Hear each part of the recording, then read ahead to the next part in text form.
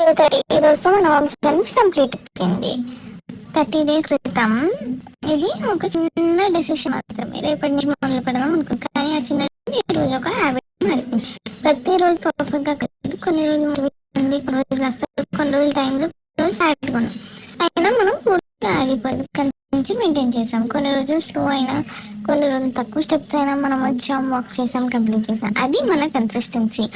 ఈ 30 డేస్ మనకు ఒక ఇంపార్టెంట్ లెసన్ నేర్పించింది. మోటివేషన్ అనేది టెంపరీ, కానీ డిసిప్లిన్ పర్మనెంట్. మనమే ప్రూవ్ చేసుకుంటాం, మనమే స్టార్ట్ చేస్తాం. ఈ జర్నీ నుంచి రిమెంబర్ చేసుకోవాల్సిన 5 సింపుల్ థింగ్స్ చెప్తాను. పర్ఫెక్ట్ టైం కోసం వెయిట్ చేయొద్దు, స్లో అయిన కన్సిస్టెన్సీ మెయింటైన్ చేయండి, ఒక్కరోజు మిస్ అయినా ఆగిపోవద్దు, మీ ప్రోగ్రెస్ అనేది ఎప్పుడు ట్రాక్ చేస్తూ ఉండండి. ఇది ఒక ఛాలెంజ్ మాత్రమే కాదు, ఇది ఒక లైఫ్ స్టైల్ చేంజ్ అనమాట. సో నేనైతే 30 డేస్ వాక్ చేశాను, ఇప్పుడు కూడా చేస్తున్నాను. పోస్టింగ్ అయితే కరెక్ట్గా చేయలేకపోయినందుకు ఐఎమ్ సారీ.